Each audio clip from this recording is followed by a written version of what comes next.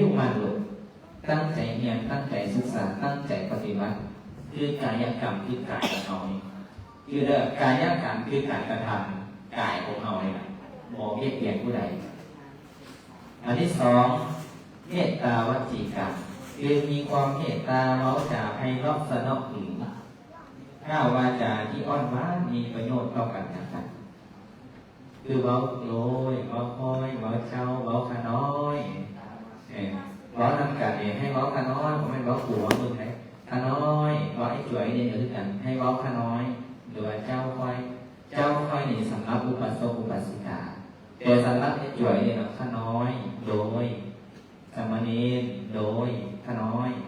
ใส่สองอันคือขาน้อยอันนี้คือการเว้ากันเกี่ยวกับเราฟังกันซึ่งกันและกันดูแล้ววันนี้อันที่สามนี่เมตตามโนกรรมแปลว่าอย่างลูก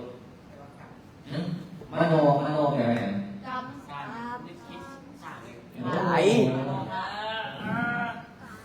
มโนกรรมคืออย่างคือการที่เรามีเมตตาด้วยความปรารถนานี้ต่อกันข้างหน้าหลักคือการคิดดีต่อการคือใจของเรานี่มโนกรรมมโนคือมาม่ามโนกรรมคือความคิดใจของเราผมไม่มาม่าอะไรดูผมไม่สิเป็นต้มมาม่าคือหิวข้าวอ่ะนะที่นี่หิวข้าวอ่ะอ๋ออันที่สี่เนี่ยประเด็นโลกสาธาโภคีคือแบ่งปันคือเฮาอันที่สี่เนี่ยเฮาอยู่ด้วยกันถ้ามีลาภมีเงินมีคำหรืออะไรญาติโยมถวายมาเข้าอาหารป่าที่ญาติโยมถวายเข้าแบ่งปันถึงจะมีข้าวน้อยแต่อาหารนั่นเองแบ่งปันให้ซึ่งกันและกันคือควรมีการเสียสละแบ่งปันเม็ดนี่กับหางเดินถ้ามีความเม็ดนี่กับหางเดินอันที่ห้าในโลกสินสามัญญตาคือการรักษาศีลหรือความประพฤติให้เสมอกันการรักษาศีลแปลว่าอย่างนะผู้ใดมั่วแน่การรักษาศีลคือเราบริความชั่วคือเฮ็ดแต่ความดีรักษาศีลข้อหนึ่งข้อสองข้อสามข้อสี่ข้อห้าโดยการประพฤติปฏิบัติด้วยการรักศีลภาวนาอันนี้หกวันนี้น้องทิศาสัมมัญญตาคือมีความเห็นชอบเสมอกันในการที่จะนำไปสู่ความเจริญหรือความพ้นทุกข์เห็นชอบในเรื่องการที่เราเรียกนำการอย่างซึ่งกันดังนั้นถ้าเราทุกคนในจ่วยเนี่ยถ้าลูกจ่วยโรงเรียนทุกคนอยู่นำกันน้องนำเอาพรหมวิหารสี่มาเป็นพื้นฐานจิตใจเอาตัวแทนยมขึ้นกันพรหมวิหารสี่นี่เป็นพื้นฐานจิตใจและใช้สาธารณธรรมหกเป็นนักในการประพฤติปฏิบัติการอยู่ร่วมกันในสังคมว่าจะหมู่คณะหรืออยู่ด้วยงานก็ตามมันจะมีความสามัคคีมันจะบอกเป็นเรื่องง่ายกระสับเลยแต่มันจะกลายเป็นอย่างพวกถ้าเราปฏิบัติได้ตามพรหมวิหารสี่และก็อาสาธารณธรรมหกที่อาจารย์บอกมาเนี่ยมันจะกลายเป็นอย่างผู้ใดตอบได้ถ้าเราอยู่ร่วมกันมันจะกลายเป็นความสามัคคีในภาษาบาลีว่าสุขาสังคสัสสามัคคีแปลว่าอย่างความสามัคคีคือหมู่คณะนำมาซึ่งความสุขสุขาสังคสัสสามัคคีคือความสามัคคีของหมู่คณะนำมาซึ่งความสุขถ้าเรามีความสามัคคีในหมู่คณะของเราเองก็มีความสุขอยู่จะบ่มีการทะเลาะกันจะบ่มีการยิงงานสิ่งดีสิ่งเด็ดจะบ่มีการโอ้อวดจะบ่มีการนิสยาจะบ่มีการเบียดเบียนซึ่งกันและกันให้เรามีความสามัคคีดังนั้นให้ทุกคนเป็นผู้มีเมตตาเป็นผู้มีความกรุณามุทิตาอุเบกขาชื่อเด้อเมตตาเป็นอย่างความรักความปรารถนาดีมุทิตาเป็นอย่างมุทิตายินดีกรุณาสงสารอุเบกขาวางใจเป็นกลางอยู่เนาะสี่อย่างโลกให้ไปวัดแล้วกรุณาคือความสงสารมุทิตาคือความยินดีเนาะเปลี่ยนสมมติมาอีกโลกชื่อนี่ท ถ้าอาจารย์เป็นถามด้วยคือถ้าอาจารย์จีถามไหมผู้ใดตอบได้อาจารย์จะให้ไปทุนการศึกษาไปเข้ามาเริ่มเอาเดี๋ยวส่วนบนพร้อมหรือเปล่าพร้อมส่วนบนนักเรียน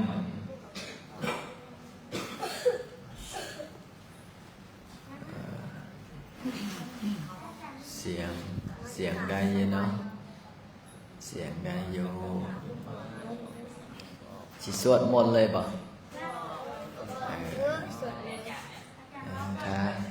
ถ้าสวดมนต์แล้วก็สวดสิอย่างแต่ถ้าอยากฟังถ้าฟังแล้วห้ามหัวเลย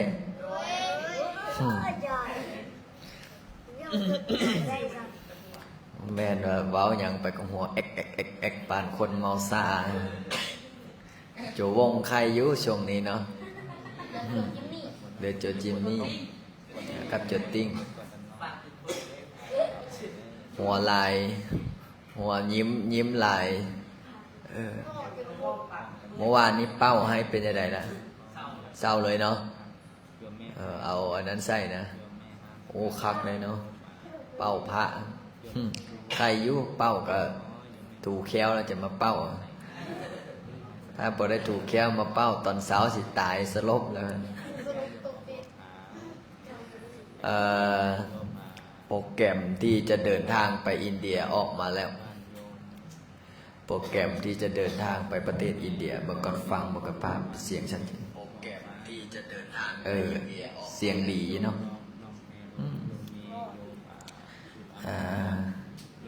พอดีว่าสิได้เดินทางไปประเทศอินเดียกับมื้อวันที่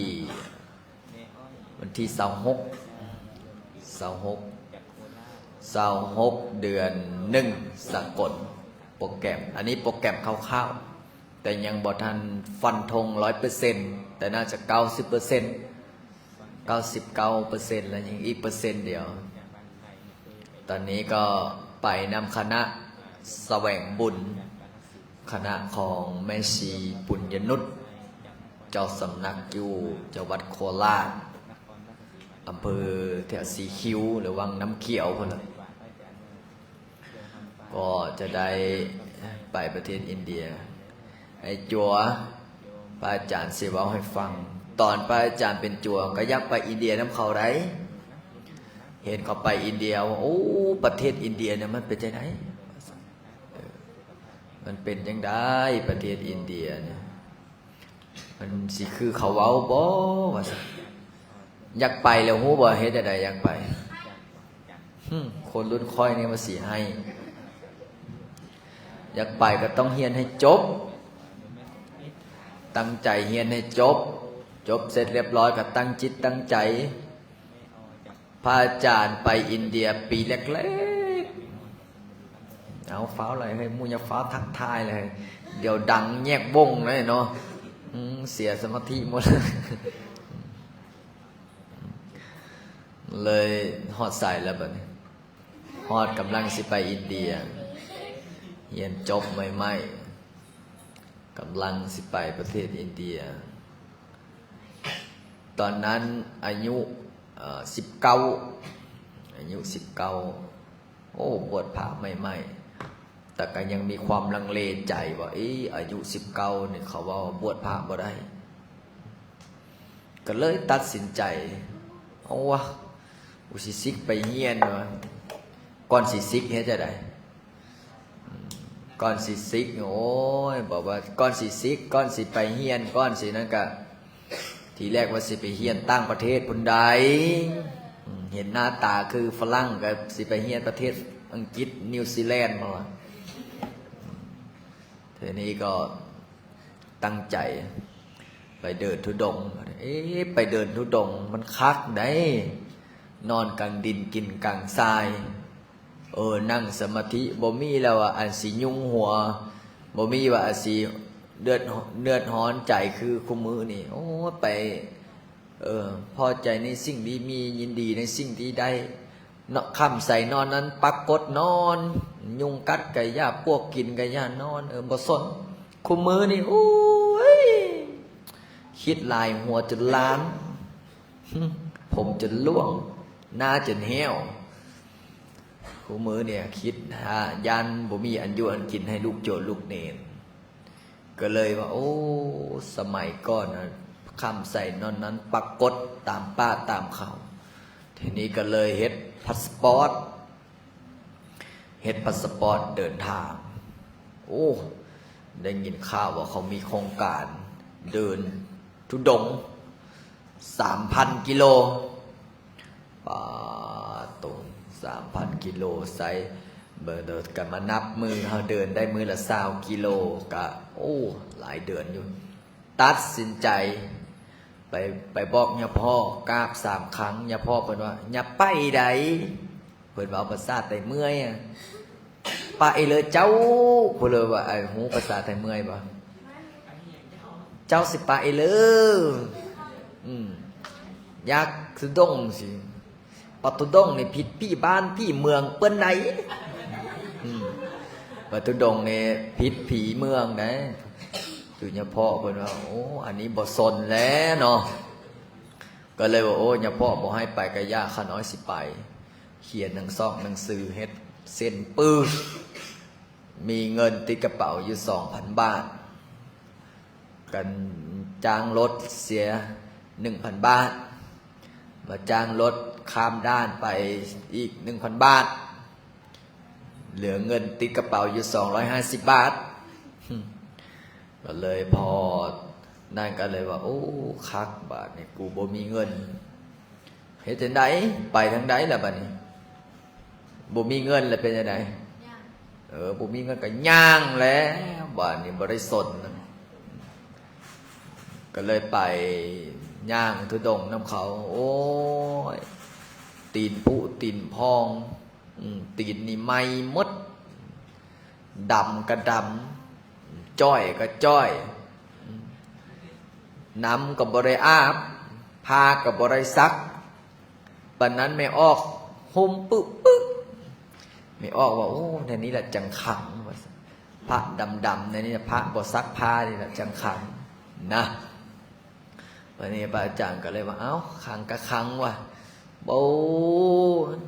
เจ้าคิดเบิ้งอ่ะ10 กว่ามื้อบ่ได้อาบน้ำนะช่วงประส่งหนาวเนาะเดือน1เดือน2ปากนี่ก็แตกใส่หมวกมันหนาวอยู่ทางภาคเหนือหน้านี่ก็แตกตีนมือนี่แตกแห้งเป็นแยบพาก็กินส้ม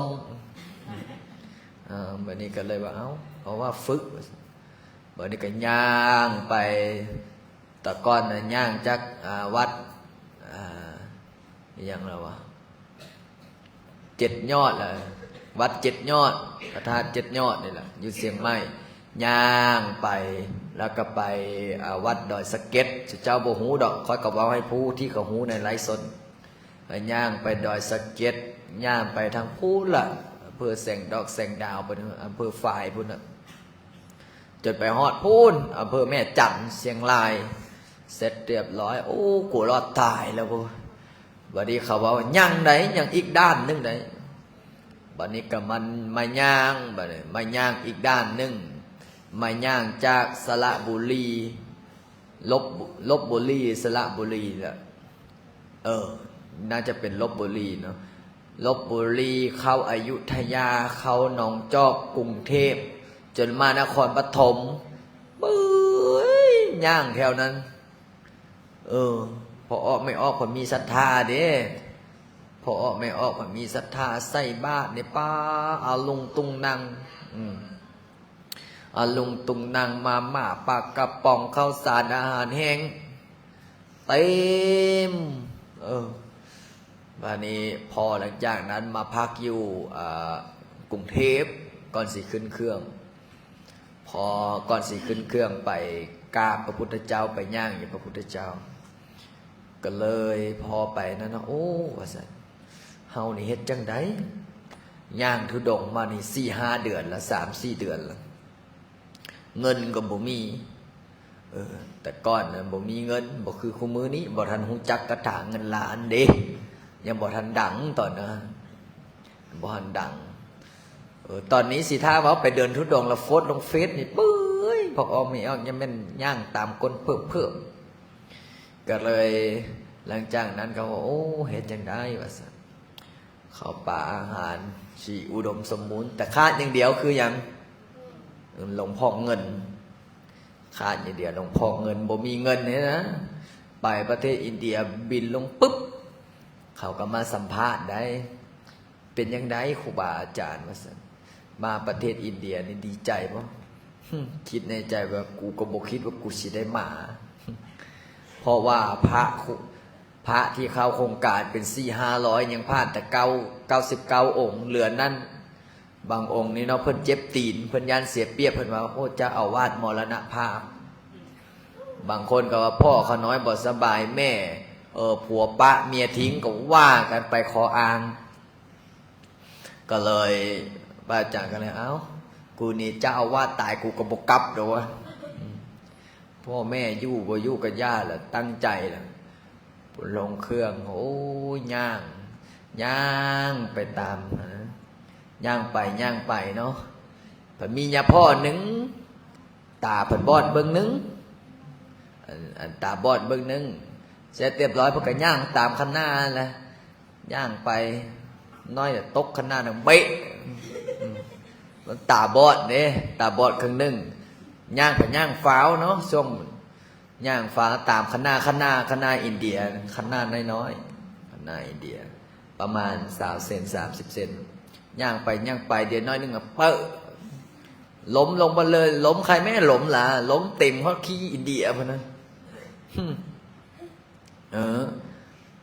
อินเดียมันก็ขออนุญาตแล้วมันก็ขี้ย้ายตามคันหน้ามันขี้ใส่พระขี้ใส่พักใส่เขาใส่นะอย่าพ่อนะน้อยนึงอ่ะเหยียบน้อยนึงอ่ะเหยียบแล้วตาเพิ่นบอดเบิ่งนึงเด้ทีนี้พอไปกล้าพระพุทธเจ้าเนี่ยโอ้คักปิติคิดเปิ้งพระพุทธเจ้าของเฮาเพิ่นมีเงินเพิ่นมีคำแก้วแหวนเงินทองทรัพย์สินสมบัติเสื้อผ้าอาภรณ์เพิ่นเฮ็ดจังได๋เพิ่นบวชสละออกบวชเพิ่นตัดสินใจบวชก่อนสิเพิ่นบวชเพิ่นเฮ็ดจังได๋ก่อนเป็นจังได๋ก่อนพระพุทธเจ้าเพิ่นบวชเป็นจังได๋เบิ่งลุงนี่พระอาจารย์สิเล่าให้ฟังในย้อนอดีตไป 2,500 ปีหรือ 2,600 ปีมีเมืองหนึ่งชื่อว่าเมืองกบิลพัสต์ซึ่งปกครองโดยพระเจ้าสุโธทนะปกครองแคว้นนี้อุดมสมบูรณ์อันนี้มีมเหสี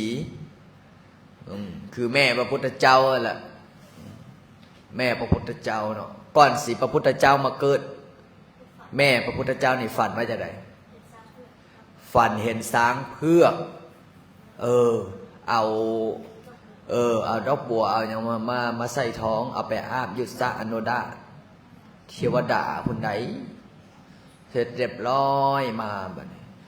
พราหมณ์ก็มาทำนายทายทักว่าว่าเมียคอยฝันอย่างนั้นเมียคอยฝันอย่างซี่พ่อพระพุทธเจ้าเปิดว่าก็เลยมาให้พราหมณ์ทักทายว่าเป็นสิริมงคลอย่างนั้นอย่างซี่บัดนี้พอใกล้สิเกิดเป็นจังได๋แม่พระพุทธเจ้าเนี่ยก็เลยไปขอว่าซะขอว่าท่านพี่อายภาษาบ้านเฮาอายเอ้ยน้องนี่สิเมื่อไปเกิดอยู่เฮือนเด้อพอนี้ปุ๊บพอขอผัวขออายขอแฟนกราบเมื่อเกิดก็นั่งอย่างฮู้บ่ก็นั่งรถนั่งม้าอาสนัยนั่นแหละนั่งปึ๊บพอไปฮอดลุมพินีฮอดสวนลุมพินีก็เจ็บท้องว่าโอ้ยคอยนี่อยากเกิดลูกแล้วสิพอเจ็บท้องพอ เจ้าชายสิทธัตถะน้อยหรือว่าพระพุทธเจ้าของเฮานี่ก็โอ้ฮอดเวลาแล้วสิได้เกิดได้คลอดเนาะ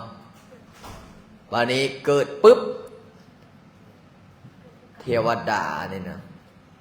คนมีบุญมาเกิดนะบ่คือไทเฮาได้เกิดนำเถียงให้เถียงนาเกิดนำอันนั้นอันนี้บางคนสิได้ผ่าต้องผ่าตัดแต่เจ้าชายสิทธัตถะเลยว่าพระพุทธเจ้าน้อยของเฮาเนี่ยนะเพิ่นเกิดนี่โอ้ยต้นไม้เนี่ยเหนียวลงมาให้แม่พระพุทธเจ้านี่จับพอจับปุ๊บเป็นยังไงเทวดาปัญญาอินทร์ปัญญาพรหมก็เอาตานาคนี่มาลองบอกให้พระพุทธเจ้าของเฮานี่เปื้อนลองปุ๊บลองใส่เนี่ยปัญญาอินทร์ปัญญาพรหมเทียบท้ายเทียววาเพิ่นมาปกปักรักษาเนาะเสร็จเรียบร้อยเจ้าชายสิทธัตถะนี่ก็หรือว่าพระพุทธเจ้าน้อยของเฮานี่เฮ็ดจังไดนะเพิ่นก็ย่างไปย่างต๊อบต๊อบต๊อบต๊อบต๊อบได้7 9 7บาทย่างแล้วเพิ่นเฮ็ดจังไดยกมือนี่ขึ้นนี่ปึ๊บเฮานี่ผู้หนึ่งในโลกเฮานี่เกิดชาตินี้เป็นชาติสุดท้ายจะบ่มีชาติใดมาเกิดอีกแล้วก็เฮานี่เป็นหนึ่งในโลกพวกเทวดาพญาอินทร์พญาพรหมก็เฮ็ดจะได้สาธุพวกนั้นก็ยกมือสาธุบัดนี้ก็กลับแล้วเนาะเมียของเจ้าเมืองหรือว่าแม่พระพุทธเจ้ากลับเดินทางมาฮอดปึ๊บหนึ่งด้วยเจ้าชายเกิดเด้ลูกกษัตริย์เกิดก็เอิ้นพราหมณ์มาแล้วบัดนี้พราหมณ์ที่คนเขาเคารพนับถือชาวหมอกชาวเมืองเคารพนับถือมาทำนายทายทักนี่เห็นบ่พวกหมอดูหมอเดานะมีมาแต่พุ่นไหนพวกร่างซอกร่างทรงหมอดูหมอเดาหมอเกาขี้ก้างนี่มีมาแต่พุ่นล่ะเสร็จเรียบร้อยก็ทำนายทายทักว่าโอ้อันนี้คนมีบุญมาเกิดใดคนมีบุญคนมีวาสนาคนมีบารมีมาเกิดว่าสันกราบล่ะก้มลงกราบสาธุสาธุสาธุเฮ้เพื่อนกับเราในภาษาพราหมณ์พบเรียนจบไตรเพศหลังจากนั้นกะทำนายนะโอ้พอทำนายเสร็จเรียบร้อยพระเจ้าสุโธทนะนี่บอกพอใจยังบ่มั่นใจอีกเฮ็ดจังไดไปเซิญพราหมณ์108ไปเซิญพราหมณ์108นี่มาให้หยังมาทำนายเอาแต่ผู้เก่งๆมันเก่งที่สุดในปัตตภีมันคนนั่นก็เก่งคนนี้ก็เก่งเอามาทายแบบนี้พราหมณ์ทั้ง7ทั้ง8เนี่ยนะพราหมณ์ทั้ง7เนาะ7หรือ8ก็ทำนายถ่ายทักชื่ออะไรบัดนี้เวลาเฮาเฮียนเนี่ยเฮาได้เป็นพุทธประวัติเลยมาทำนายถ่ายทักเสร็จเรียบร้อยยังมีพราหมณ์องค์หนึ่งชื่อว่าอัญญาโกณทัญญะอายุน้อยกว่าหมู่มัดหลังจากนั้นอัญญาโกณทัญญะเห็น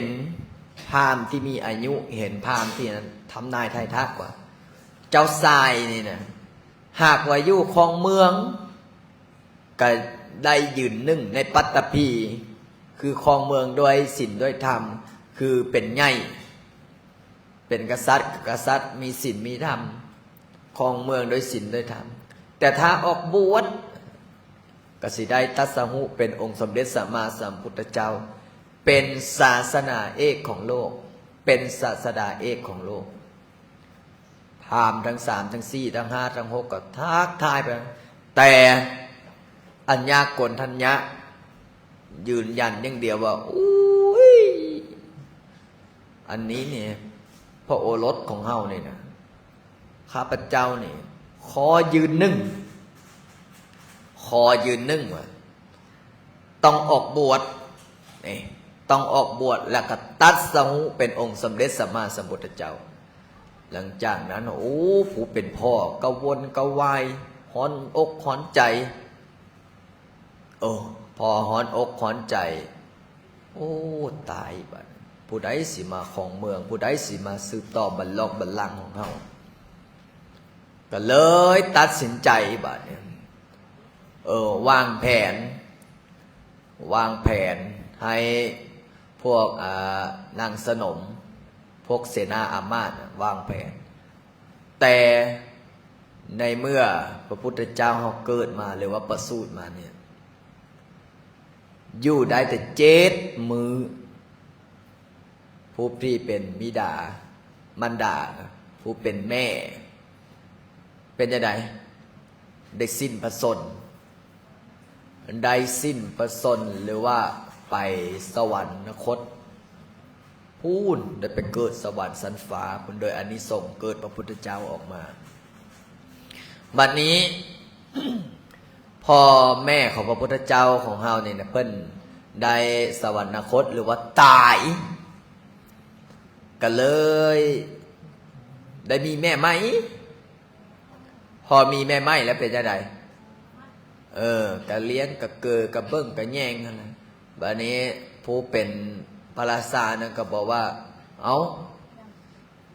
ในเมื่อเมืองเฮานี่นะเฮาสิเฮ็ดบ่ให้คนมีบ่ให้มีคนเจ็บคนเป็นผู้เฒ่าผู้แก่ผู้หูหนวกตาบอดผู้สะเงอะสะงะแม่นเก็บออกนอกเมืองให้หมดยังเหลือแต่ผู้จบงามๆยังเหลือแต่ผู้ผิวพรรณผ่องใสเพื่อหยังหูบ่เพื่อบ่ให้พระพุทธเจ้าหูว่าเป็นจังสันจังสีหลังจากนั้นก็ส่งลูกตัวเองนี่ไปเฮียนจบไต่เพศ18 ศาสตร์108 ศาสตร์108 วิชานะพอหลังจากนั้นโอ้ยพระพุทธเจ้าของเฮาเนี่ยนะเจ้าชายสิทธัตถะนี่เก่งบัดนี้เก่งบัดนี้ในเมื่อมีพระเอกต้องมีหยังนี่มีพระเอกมันต้องมีโจรเนี่ยคือไผโจรก็คือพระเทวทัตนี่โอ้ยเฮ็ดทุกวิธีทางตั้งแต่เพิ่นบ่ทันบวชพระพุทธเจ้าของเฮาเนี่ยเจอทุกรูปแบบเป็นยังไงพอเพิ่นไปเฮ็ดหยังพระเทวทัตนี่ก็แม่นขัดขวางตอนนั้นบ่ทันได้บวชเด้พอเพิ่นสิแต่งงานบัดนี้แต่งงานกับไผสิจะได้เอาหูบ่ผู้ใดหูนี่คือคนเก่งชื่อยะโสธราเสร็จเรียบร้อยก็แต่งแล้วบัดนี้แต่งงอกแต่งงานเอาแต่งอยู่กินอยู่นำกันเนาะอยู่ไปอยู่มาอายุ29พอ29ปุ๊บบัดนี้ก็หูละไดหูไกลเสียหูว่าสัจธรรมความจริงเทวดาหรือว่าถึงเวลาละไดที่จะเตรียมออกบวชก่อนสิออกบวชจะไหนมีเรื่องอย่างก่อนก่อนเพิ่นสิออกบวชก็เลยไปขอพ่อว่าอีพ่อเอ้ยคอยนี่นะอยู่เฮือนอยู่ซานอยู่บ้านอยู่ซ่องอยู่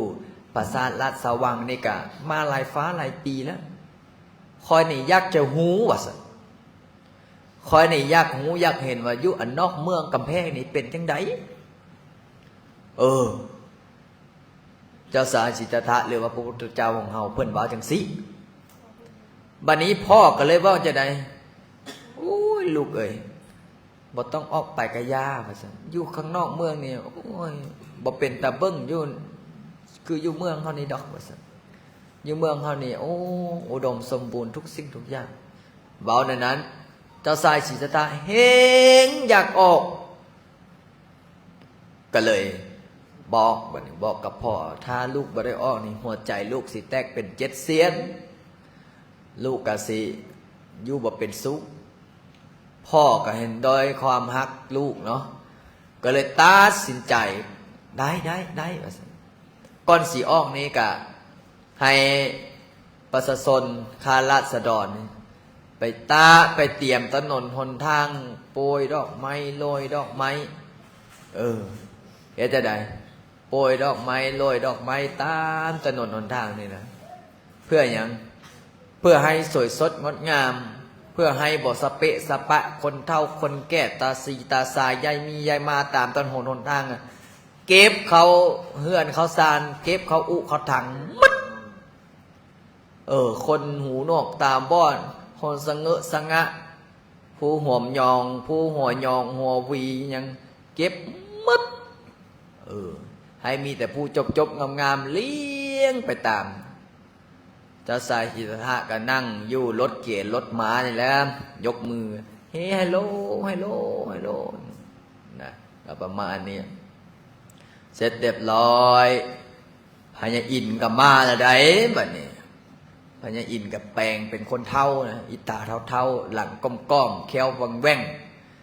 เตียวพาเขาเอิ้นว่าหยังภาษาบ้านเตียวพาอันนั้นนะเตียวพาเข้ามาซักขันเท้าหยอกให้เฮ็ดให้พระพุทธเจ้าเห็นแล้วก็มีอันเขียนหัวนี่เขาเอิ้นว่าจะได้พาเขียนหัวแล้วก็เท้าหลังกอมพระพุทธเจ้าเห็นปึ๊บพระพุทธเจ้าหยุดก่อนสนะหยุดก่อนสนะหยุดก่อนบอกคนรับใส่หยุดก่อนเห็นยังผู้ใดอันนั้นอันนั้นคนเฒ่า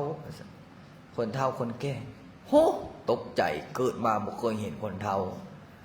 เพราะว่าอย่างอยู่ปราสาทสว่าง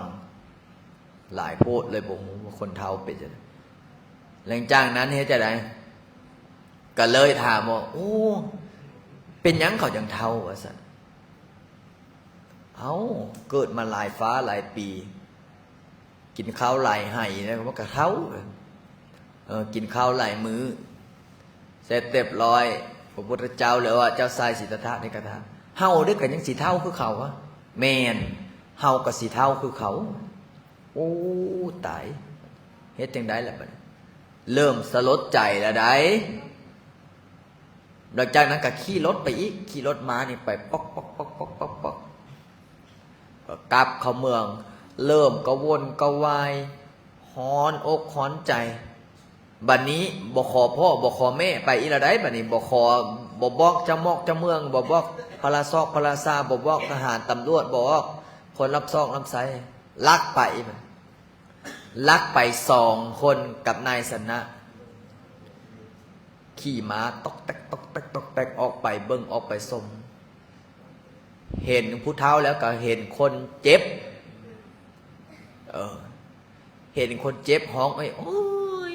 เจ็บงาเงงเงียบใกล้สิตายให้ละห้องโอดอาเจ็บแก้งเจ็บขาเว้าจังเป็น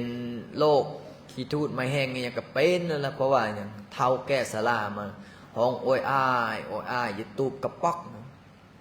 พระพุทธเจ้าบ่เคยยินคนให้บ่เคยยินคนน้องเสียงอะไรนะสนะมันเสียงหยังสนะสนะก็เลยคนหูเนาะก็เลยว่าอันนั้นเสียงผู้เฒ่าเสียงคนเจ็บเสียงคนใกล้สิตายก็ย่างไปเบิ้งแล้วบัดนี้ย่างไปเบิ้งสิสลดใจปาสนะเป็นหยังเขาจังเจ็บกะเขาใกล้สิตายแล้วเขาเฒ่าเขาแก่มาเขาก็ใกล้สิตายเฮาก็สิตายเฮาก็สิเจ็บคือเขาว่าเจ็บวาสนะบอกเจ็บเฮาก็สิเจ็บเฮาก็สินี่นะพระพุทธเจ้าหรือว่าเจ้าชายสิทธัตถะนี่เฮงสลดใจสิเฮ็ดจังได๋ล่ะหาวิธีเริ่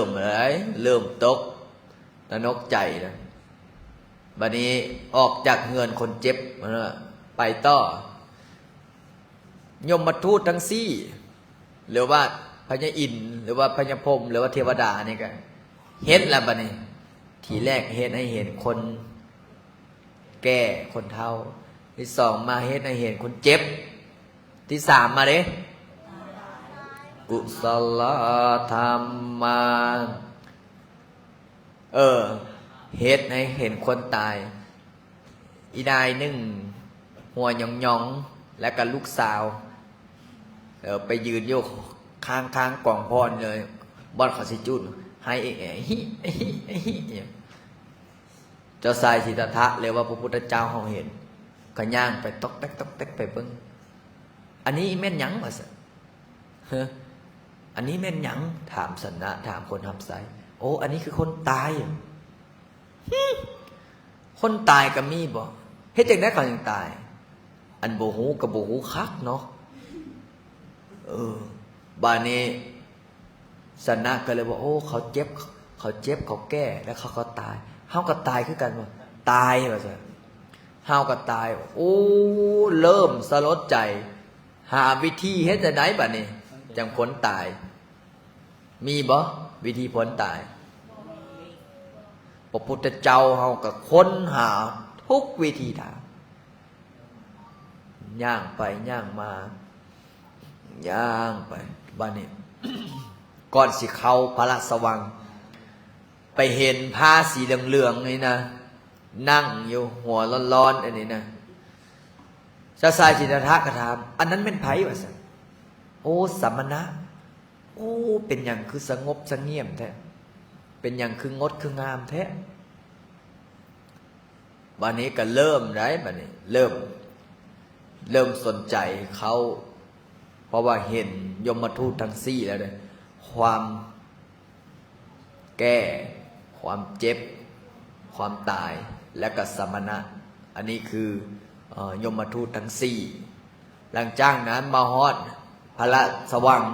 มาฮอดห้องกระวนกระวายโอ้ยจังไรก็ให้ได้ออกบวชจังใดก็ให้ได้ออกบวชจังใดก็ให้ได้ไปศึกษาออกไป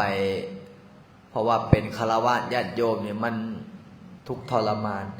ก่อนเสียออกบวชเฮ็ดจังไดก็เลยย่างไปมื้อนั้นนาง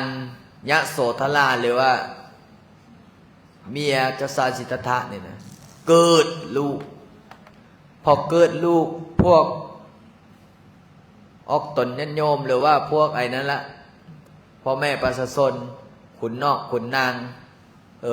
เสนาอามาตย์ฉลองสมัยก่อนคือสิบ่มีดอกพุเนาะก็เคาะหม้อเคาะถ้วยหม้อแหะแต่กระปุกปองปังปงปังปงปังแต่ก่อนมันมีไอ้นั่นเด้ไม้ไผ่นะตีกองตุ่มตามฉลองเสร็จเรียบร้อยพระพุทธเจ้าเฮาก็ย่างเข้าไปหาเข้าไปหาเมียได้เมียเนี่ยก็ยังนอนกอดลูกอยู่พระพุทธเจ้าหรือว่าเจ้าชายสิทธัตถะนี่เขาถ้าเข้าไปหานี่นะก็สิญาณเมียหูถ้าเมียหูเป็นยังไงเมียบอกให้บวชแล้วเนาะเสร็จเรียบร้อยเจ้าชายสิทธัตถะนี่ก็ตั้งชื่อลูกชื่อว่าลาหุนเรียบร้อยก็ออกบอกกับนายสนะสารถีก็เลยว่าเอาออกจังได้ก็อยากออกเดินทางไปบวชหลังจากนั้นกะพระพุทธเจ้าของเฮาก็ขี่ม้ากันทกะออกเดินทางพอออกเดินทางเป็นยังไงพญามารมาอะไรพญามารก็หัว3 ครั้งปึ๊บก็เว้ากับพระพุทธเจ้าว่าถ้าเจ้ายังอยู่ครองเมืองถ้าเจ้ายังอยู่นี่นะอีก7 มื้ออีก7 วันเจ้าสิได้เป็นกษัตริย์เจ้าสิได้เป็นใหญ่เจ้าสิได้เป็นพระราชาบัดนี้เจ้าชายสิทธัตถะก็เลยว่าค่อยบ่เป็นค่อยบ่เป็นค่อยบ่อยากเป็นพระราชาค่อยบ่อยากเป็นกษัตริย์ค่อยอยากออกบวชหลังจากนั้นเป็นจะไดพญามารก็เจ็บใจแห้งกูสิหลังจ่องพานมึงทุกภพทุกชาติจนเอาให้ถึงที่สุดว่าได้พญามาร พระพุทธเจ้าเพิ่นบ่ได้สนเพิ่นขี่ม้ากันทกะตบตบตบตบฝาวไปย่านคนตามหาย่านคนนำได้คูณไปฮอดแม่น้ำเนรัญชลาพอไปฮอดแม่น้ำเนรัญชลาให้จะได้ฮะก็นั่งเสมอยกันตีบอกว่าตีผู้สิไปตัดผมเลยนั่งเสมอยอาบน้ำอาบในหาข้าวหาน้ำกินก็เนาะไม่ไปฮอดแล้วตัดปึ๊บบวชปั๊บเลยบรรลุปึ๊บแล้วมันง่ายไปพักอาบน้ำอาบท่าหลังจากนั้นเจ้าชายสิทธัตถะเพิ่นก็บอกว่าโอ้สัตว์นะคอยนี่สิได้บวชเด้อเอ้าสัตว์นะก็บอกบ่ได้เพราะคอยตั้งใจออกมาบวชว่าวลมไปลมไปลมมาก็เลยบัดนี้เจ้าชายสิทธัตถะก็จับผมขึ้นมาเอามีดนี่เอาประคันนี่ตัดปุ๊บเสร็จเรียบร้อยผู้ใดมาฮับเทวดาหรือว่าพญาอินทร์พญาพรหมไปเลยพญาอินทร์ก็เอาขันได้มาห้องปุ๊บเอาขึ้นไปจุลมณีเกศแก้วอยู่สวรรค์สันฟ้าผู้ใดอยากหูผู้ใดอยากเห็นให้นั่งสมาธิเก่งๆมื้อแรงนี่แหละเขาสิเข้าไปเฝ้าพระพุทธเจ้าด้วยการนั่งสมาธิมื้อแรงนี่นั่งนำกันได้40-50 องค์เขาเนี่ยพอหลังจากนั้นพระพุทธเจ้าเขาก็ได้ตัดผมอธิษฐานว่าพออธิษฐานปุ๊บว่าคอยนี่สิบวชเด้อพออธิษฐานก็บอกให้นายสนะและกม้ากันทกะนี่กลับมือบอกพ่อบอกแม่คอยเด้อว่าคอยนี่บวชแล้วนายสนะว่าจะไหนวายกลับมือสิเฮ็ดจังได๋ล่ะเขาสิบ่เว้าคอยว่าฆ่าเจ้าบ่เขาสิบอกว่าผู้ฆ่านี่ฆ่าเจ้าชายบ่เป็นหยังหมากันทกะเสียใจนายสนะก็เสียใจหมากันทกะนี่เป็นจังได๋เสียใจแฮงจนเฮ็ดจังได๋กันใจกันใจแล้วก็ตายพอตายโดยจิตโดยดวงวิญญาณก็ได้ไปเกิดอยู่สวรรค์สันฟ้าเป็นเทพธิดาเป็นพญาอินทร์พญาพรหมเทวดาพุ่นแล้วหลังจากนั้นนายสนะนี่ก็กลับเมื่อบอกพระราชาบอกว่าโอ้ยลูกเจ้านั่นบวชแล้วเด้อพอบวชปุ๊บเสร็จเรียบร้อยก็ออกไปบิณฑบาตได้เนาะพอไปบิณฑบาตพอออกไม่ออกชาวบ้านเห็นโดยเฉพาะ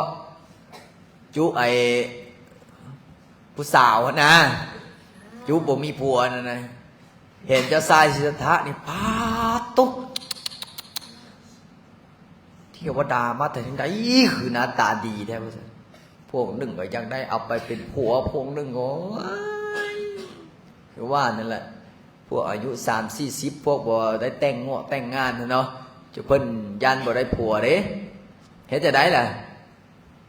ก็ซุบซินินทายุ่งยิงแต่พระพุทธเจ้าเฮาบ่ได้สนบวชเป็นเจ้าชายสิทธัตถะเป็นบวชเป็นสมณะหลังจากนั้นชาวบ้านก็ใส่บ้านได้เทอาหารใส่ในบ้านคนสมปิสมห้าคือเฮาสั่นคู่มื้อนี่แหละเฮากินคู่มื้อเฮาสั่นคู่มื้อนี่นะเจ้าชายสิทธัตถะเห็นอย่างนั้นเป็นจังได๋บอกกาเสวยบอกกาสั่นโอ้เป็นอันนี้สิกินเข้าไปท้องร่วงตัวแต่เพื่อนว่าจะไหนในเมื่อเราตัดสินใจออกมาบวชแล้วเราก็ต้องเฮ็ดให้ได้ทำให้เป็นหลังจากนั้นเพื่อนก็ออกบวชบำเพ็ญเพียรไปเรื่อยๆไปหาอาราณดาบทอุกทะดาบทเดี๋ยวสิฟังตอนต่อไปมื้ออื่นอยากฟังอยู่บ่เราเอาซ้ำนี้ก่อนอันนี้คือประวัติอันนี้เบื้องต้นนะเดี๋ยวสิสนุกกว่านี้ม่วนกว่านี้ม่วนกว่านี้คักกว่านี้ถ้าผู้ใดฟังแล้วยังรับนี่ แสดงว่าบ่แม่นลูกพระพุทธเจ้าเพราะว่าอย่างขนาดฟังประวัติพ่อเจ้าของพ่อเฮาได้พระพุทธเจ้านี่นะถ้าเฮาฟังประวัติพ่อเฮายังเงือกซ้ายเงือกขวายังสะเงอะสะงะยังบ่ตั้งจิตบ่ตั้งใจแสดงว่าเป็นจังได๋บ่ตั้งใจนี่โอ้พระพุทธเจ้าเพิ่นว่าจังได๋ผู้แพ้ต่อกิเลสนะเพราะฉะนั้นแล้วสำนี้ก่อนเนาะเดี๋ยวค่อยว่ากันทีหลังเอามื้อนี้สวดมนต์เตรียมจักโมงแล้วนี่เป็นจังได๋รับบ่ได้จำบ่ไรพร้อมแล้วบ่พร้อมแล้วนะเฮ้ย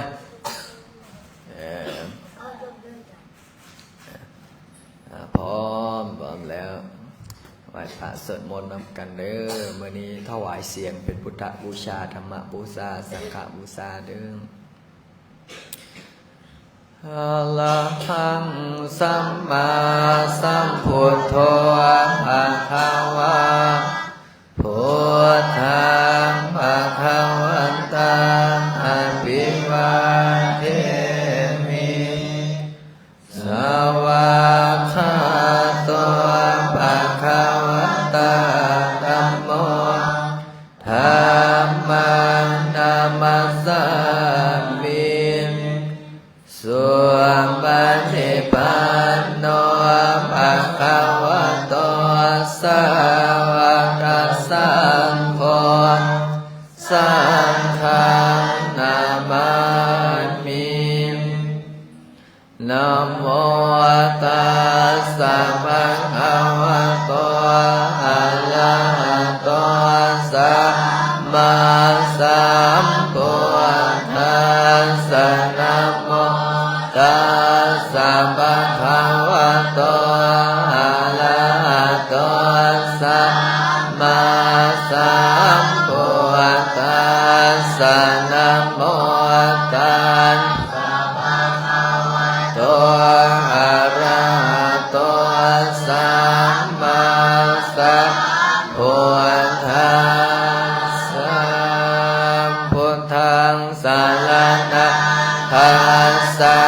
มิธัมมังสรณังคัจฉามิสังฆังสรณังคัจฉามิตุติยมปิพุทธังสรณังคัจฉามิตุติยมปิธัมมังสรณังคัจฉามิตติยมปิพุทธังสรณังคัจฉามิตติยมปิธัมมังสรณังคัจฉามิตติยมปิสังฆังสรณังคัจฉามิปโนติปาตาเวรมณีสิกขาปะทังสมาธิยามิอาทินนาทานาเวรมณีสิกขาปะทังสมาธิยามิกาเมสุเมสาจาลาเวรมณีสิกขาปะทังสัมมาทิยามิโมสาวาหะเวรมณีสิกขาปะทังสัมมาทิยามิสุลาเมลัยยมาสัมปามะหันหานาเวรมณีสิกขาปะทังสัมมาทิยามิอิติปิโสภะคะวะอะระหังสัมมาสัมพุทโธชันจัลลนะสัมปันโนสุขโตโลกวิทูอนุตตโลปุริสธรรมสาล ติสัทธาเทวมนุสานังพุทโธปังอวาติสวะขะตัวปังขาวตาธัมโมสันอาการิโกเอหิปัสสิโกโอปัญญิโกปัจจตังเวริตังบุญวินโยเหียติสุปฏิปันโนภะคะวะโตสาวกสังโฆอุชุปโนภะคะวะโตสาวกสังโฆญาณปฏิปันโนภะคะวะโตสาวกสังโฆสามีจิปฏิปันโนภะคะวะโตสาวกสังโฆอิทังจัตตา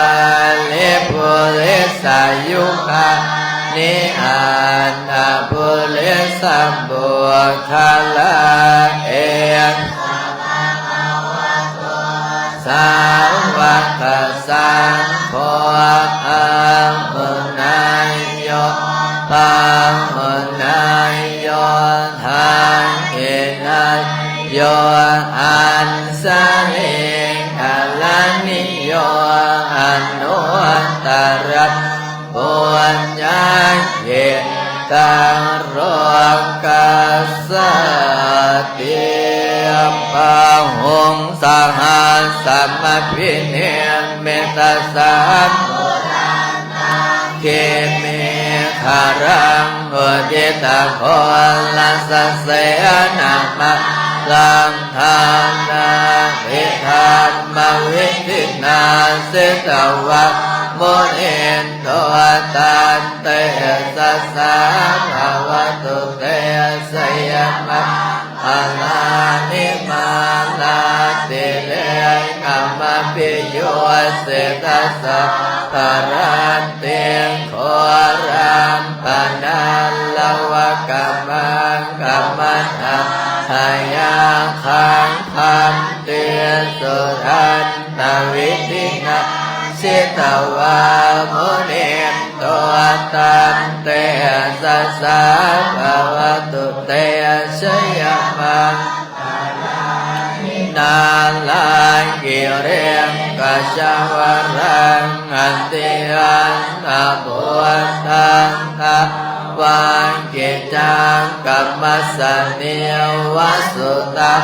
ลุนันตังเมตตัมปุเสกกวิตินาสิตวะโมเนนโตตันเต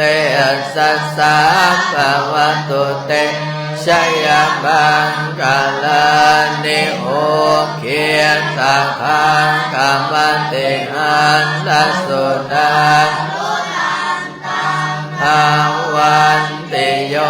สนะปะทังกุลิมะละวันทังเยเทเตสะขณะมโนสิตวะโมเนโตตัมภาวะตุเตชยมังคลานิกาตวานังกะธรรมุทารังเยวะคาปิเนยะเจตใจยะทวนภาวะจันดังสานังกะเทียมมันเสกสันเตนะสมวิตินาสิตวะโมเนนโตตันเตสัสสะภาวะตุเตชยมังคลานิสัจจังวิหายมติสังตัววาหาปิโลนิตัมนังอันเตอันนาบุตังปัญญาปฏิยัปปัจจลิโตเสตวะโมเนนโต สามอวตุเตชยมังคลานินันโดปานันทพุสหังวิปุณะมหิเทมปุเตนะเทละพุสังเกนันามาปยันโดยโทมันเอสวิตินาเสตวันกันเตสัสสามอวตุเตชยมังพลานิดวงธาอันเทียสิพุสังเกนัสสุตาทหารอัมพระมังวิสุทธิสุเตเม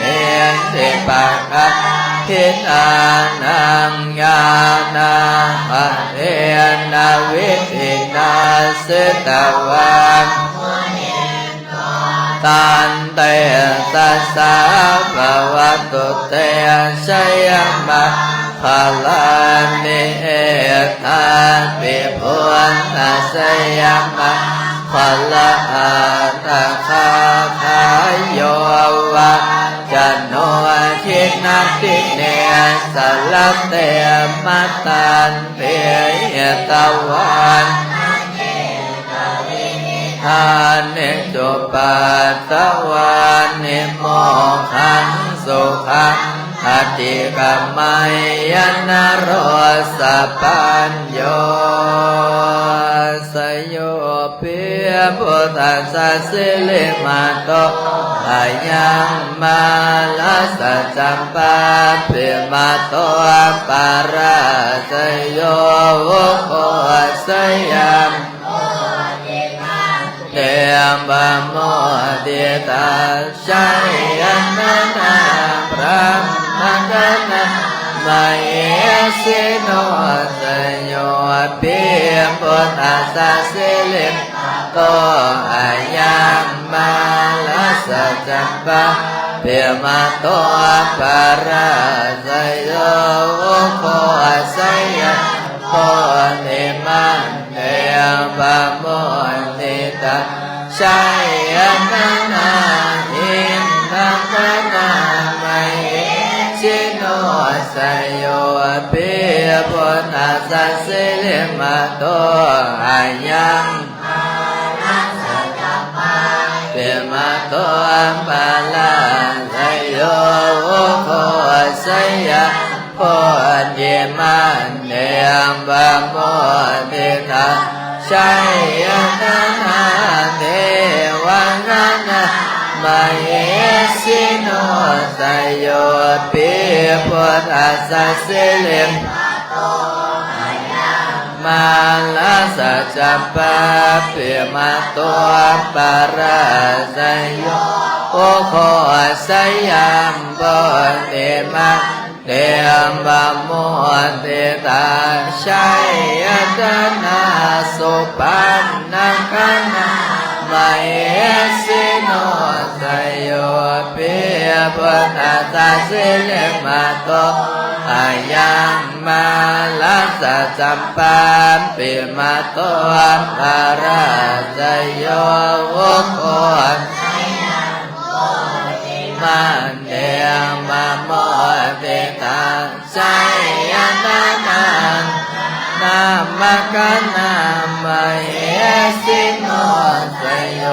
ปิพุทธัสสะมาโตอายังมาราสัจจัมปะปิมาโตปาราสโยโคสยัมโพธิมันเตบะโมติตาชัยยันนาสัพพะพานามเหสิโนสยันโตโพธิยามโมเลนันเดวะตโนเอวะตวันวิชโยโหหิสัญญาสุสัยมังคะเลอปาราสิตาปัลลังเกเสเสปารวิปุคาเรอภิเส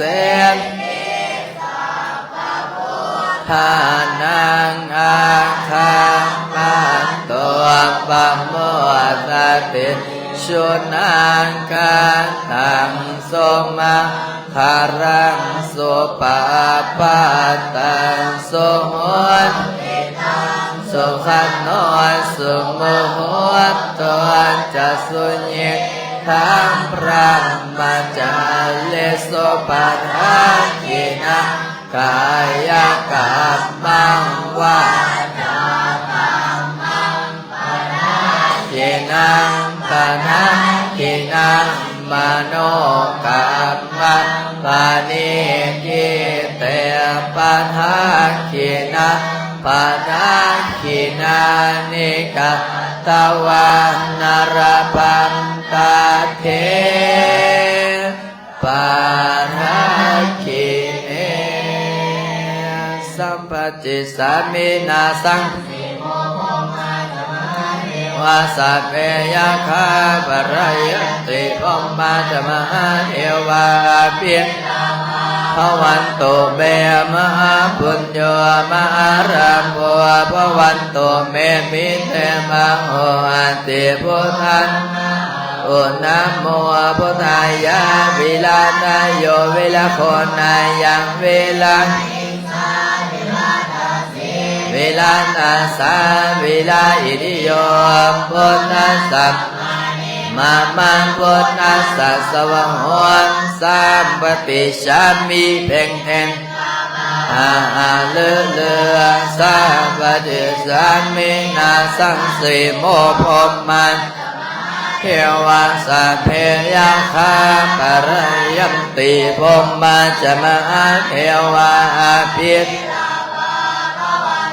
เมมหาปุญโญมหาโ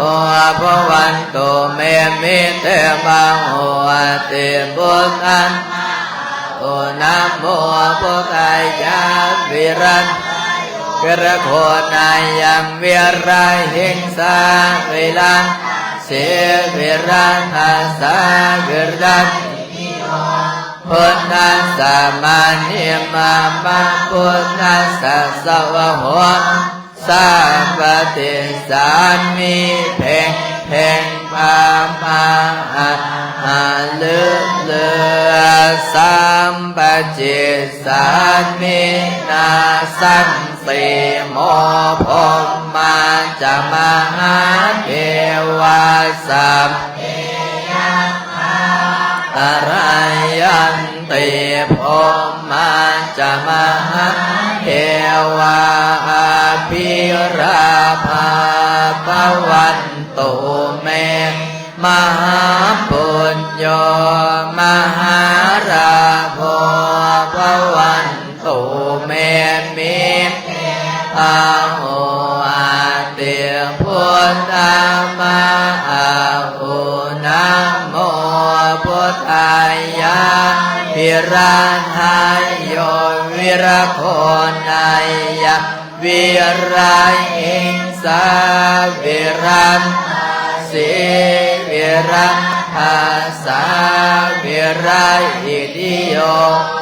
พุทธัสสะมานิมาพุทธัสสะสวะโหนสัมปติสามิเพ่งเพ่งพามาหาเรือสัพเพสัตตาสัทธาหุนตุอาเวราสุขสิริโนขอให้สัตว์ทั้งหลายจงเป็นผู้บ่มีเวรต่อกันและกันจงเป็นผู้ดำรงชีพอยู่เป็นสุขทุกเมื่อเถิดการทำบุญญาพรังไม่ห้ามสัพเพปาคิยภวันตุเตขอให้สัตว์ทั้งสิ้นนั้นชนเป็นผู้มีส่วนได้เสวยผลบุญอันที่ข้าพเจ้าได้บำเพ็ญแล้วนั้นเถิด งสัมมาสัมพุทโธภะคะวาพุทธังภะคะวันตังอภิวาเทมิสวากขาโตภะคะวะตาธัมโมธัมมังนัมมัสสามิสุปฏิปันโนภะคะวะโตสาวกสังโฆสังฆังนามามิสาธุอยู่ให้ได้พร้อมกับภูเขาคืนอัญชลีวันทาของอัญชลีหนึ่งสองสาม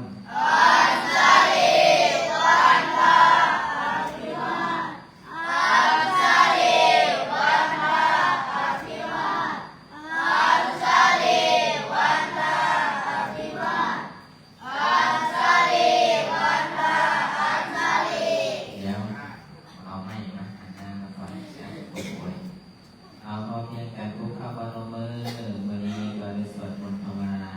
หลังจากที่ได้สวดมนต์ภาวนาแล้วลูกอยู่ลูกเอ็นพนมมือขึ้นอัญชลีวันทาพร้อมกัน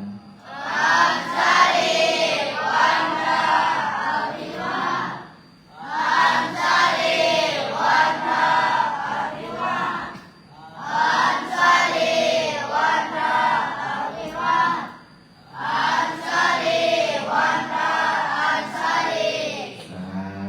ธุลำดับต่อไปหันหน้าไปทางวัดศพอุปสิกาเพื่อที่จะได้ญาติโยมปฏิธรรมในนอกเพียงจากเดวัยเป็นเนื้อนาบุญเนื้อสีแม่ข่าวพ่อเพียงกันวันทาสรีสามเณรพ่อแม่ครูบาอาจารย์พ่อพร้อมกันอัญชลีวันทาอาภิวาทอัญชลีวันทาอาภิวาท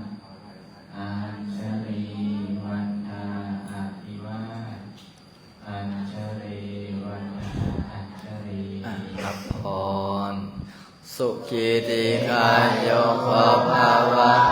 เอวานานาสิลิสาเนจังวุฒญาณิโนจัตตารโอธัมมาวันตันติอายุวันโนสุขังภาลังดุขปัตตาจันติทุกขปัตตาจันติปายาสุขปัตตาจันติสุขวันโตสัพเพเนโนเอตาวัตตาจามเบสัมปะตังสัมปันนังสัพเพเทวะอนุโมทันโตสาธุสำเร็จเดี๋ยวมืออื่นเล่าประวัติพระพุทธเจ้าต่อเนาะมืออื่นหรือว่ามือต่อๆไปเพื่อนละมื้อนี้นั่งสมาธิได้มื้อนี้นะ